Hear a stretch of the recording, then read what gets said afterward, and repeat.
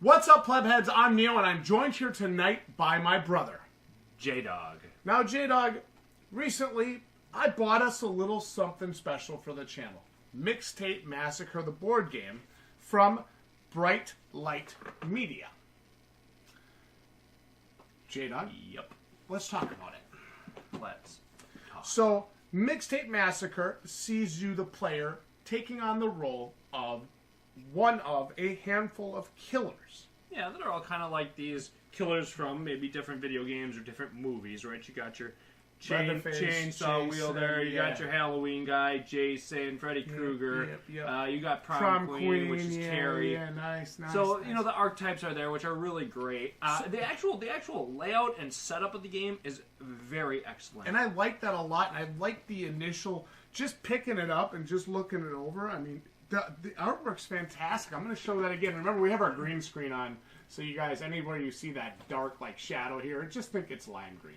You know, and not only the artwork, but you get quality pieces, you get nice dice. Yeah. I mean, so the actual quality of what you got is really well done here. The actual, like we're saying, the quality, the build, the put together, the idea is fantastic. And you know, it's a $50 game, so you want to get a quality piece of equipment that you can use for many, many game nights. I mean, that's the point. And they do deliver that here. So if you're worried about the quality, if you're worried about this being a cheap production, that is not the case here.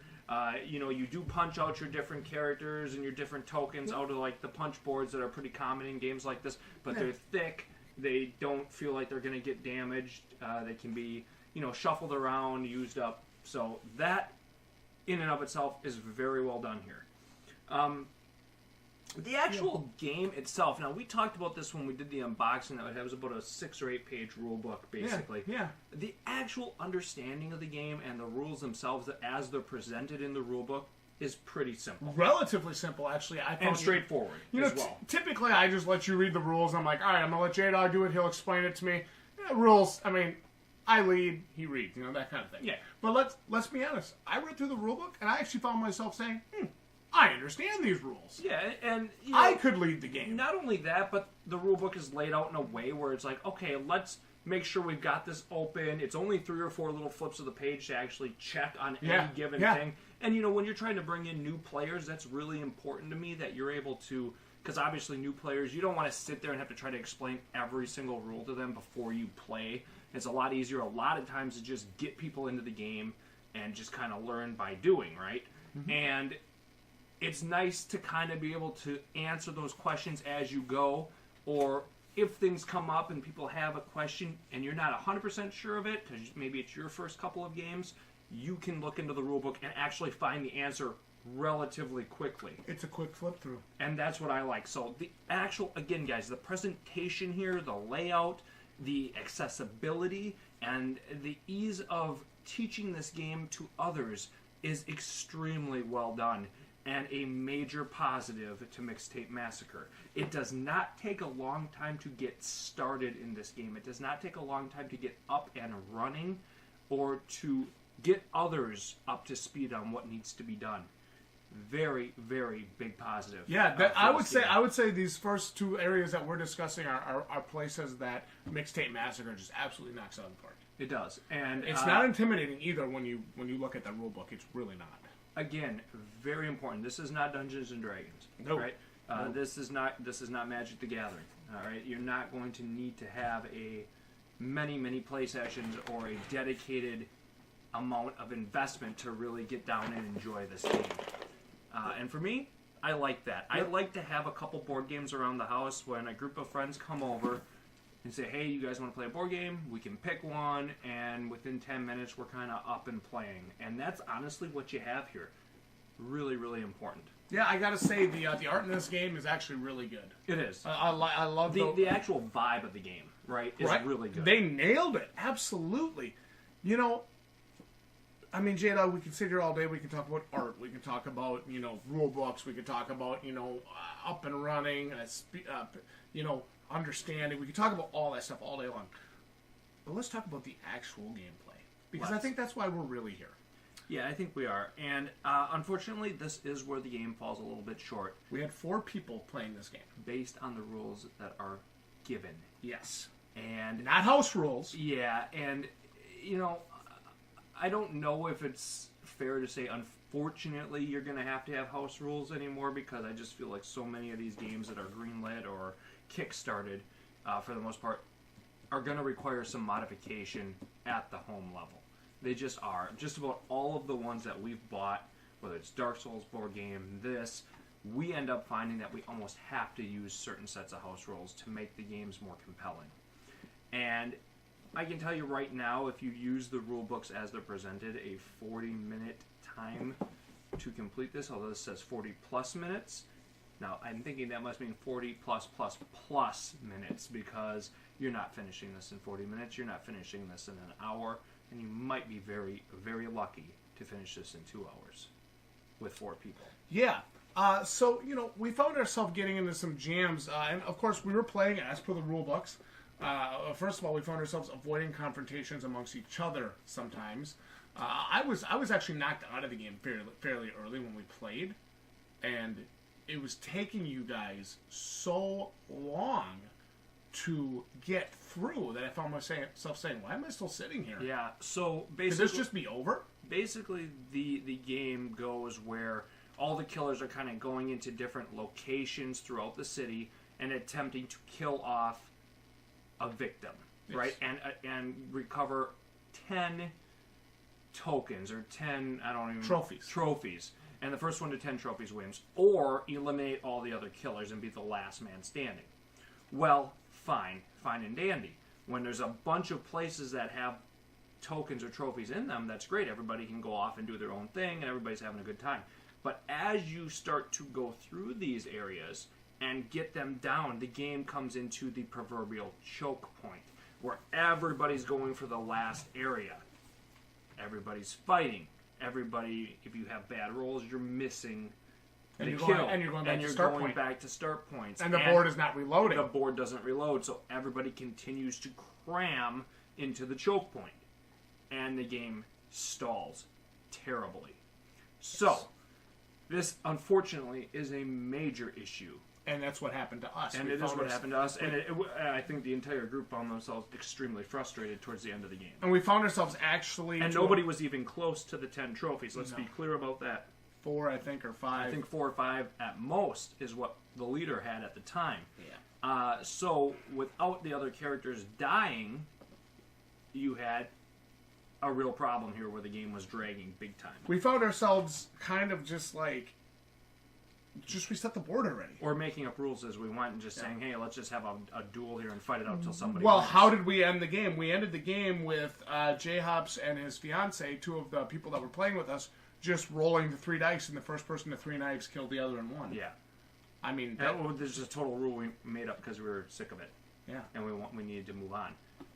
So our suggestion here is, if you are interested in this and you are going to pick this up, you may want to modify some of the rules here to say, hey, once we get down to 2 or 3 locations, we can reload the board. Or at least at that point, maybe start a countdown, and 2 to 3 turns after that, automatically reload the board, because otherwise you're going to really drag out your play session if you don't score that roll.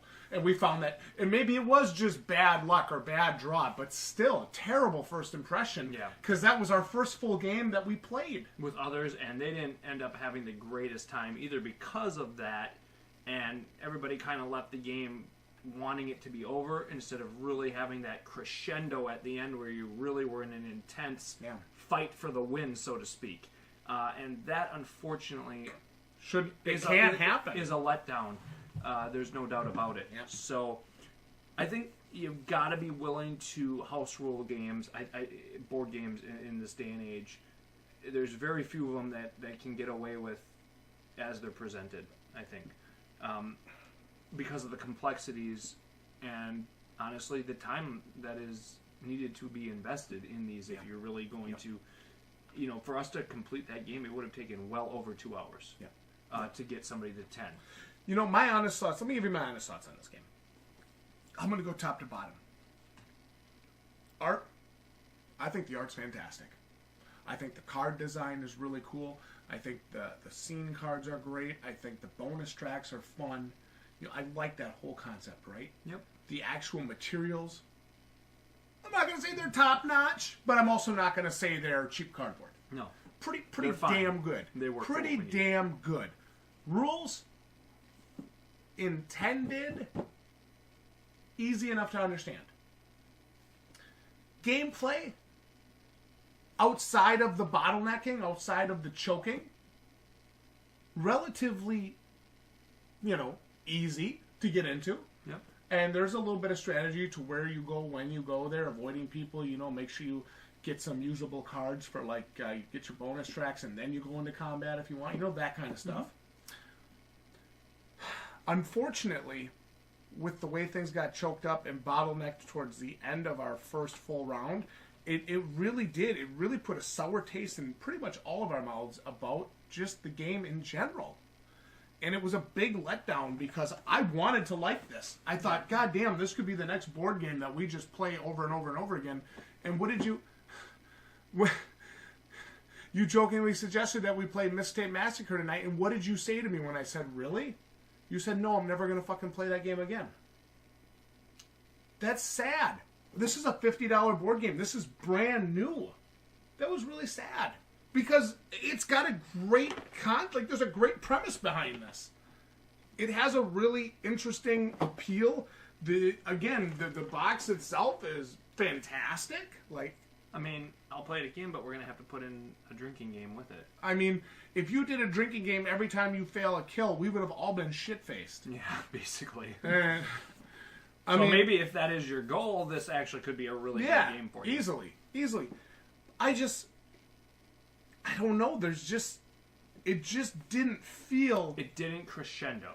Right? It just flatlined. It flatlined. And that is a major problem with games with a lot of games that we see, at least board games, is they have that middle, right? Where they are just flat and boring. You're just doing the steps to get to the next part, and that next part for this game didn't go like this. It went like this. Yeah. And it was a real disappointment. Yeah. It really was. So if you are getting this, we do recommend that you consider house rules. Yeah. Highly consider house rules. Yeah, if you're going to spend the $49.99 on this game, again, I think the price is worth what you get. You like Jdog is saying, you have to use house rules. You do. You almost have, especially with 4 or 6 people. Oh my God. Yeah, it'd be a fucking disaster. Unless the goal... Once the game choke points, you're shot. See, for me, I don't want to win the game by killing all the other players. I want to win the game by getting the 10 or 15 or 20 trophies and getting out of dodge, you know what I mean? That, to me, is how you win. That's like the ultimate win condition. Otherwise... You shouldn't be... This game almost felt like it was forcing players to fight each other. Yeah. Because of the way it choke pointed, right? Into that last room that everybody was trying to go into to get the game to the next level. Well, by then, you're literally just sitting there fighting each other and trying to kill each other off and ending the game prematurely anyway. Yeah. So, again, depending on your take on that, that's where I feel like you've got to be willing to, I think, reset the board earlier in order to allow players other options other than let's just all run up to this top area and fight each other. If this is sitting on the shelf at game night and I've got 15 people over or 20 people over and 5 of them say, well, let's play Mixtape Massacre, and they're all totally fine with eventually just killing each other and ending the game after an hour, okay, big deal. Especially if it's their first game, they're probably not going to be too shook about it. They're probably going to say, yeah, that was okay. But if you want some replayability here, that choking, that bottlenecking is annoying. Mm-hmm. And having a mandatory reset after 2 to 3 turns of 0 kills, which I think is a great way to solve that, is almost a must. Yeah. Jdog, your final thoughts on Mixtape Massacre. I gave my breakdown. Let me have yours. Give me your honest thoughts. I only recommend the game if you're willing to massage the rules to create a better experience for you and your gaming group. The actual, as Neo said, the actual consistency, quality of the game, artwork, rules are all fine, easy to understand, easy to get into. Really important. I really like that. I did not like the game, the way the game flatlined in our play session that was very disappointing. So true. And it definitely made me probably not want to play again, at least for some time. I think instituting house rules could help here, and I cautiously recommend the game if you are willing to, again, see what works for you and your group. Very good. And I think you'd be able to probably find a way to make this an enjoyable experience, but it might take some investment. It might take some trial and error, because certainly if the bottlenecking happens in your group, like it did in ours, it's going to create a miserable game session. Yes, and really there's no miserable. doubt about it. So Yep. that's where I'm at with it. Honestly, first playthrough for me is probably about a 5 out of 10. And that's not good enough to get me to come back to it. No. Perhaps with some house rules, we could probably get this up to 7.5, 8 out of 10. Yeah.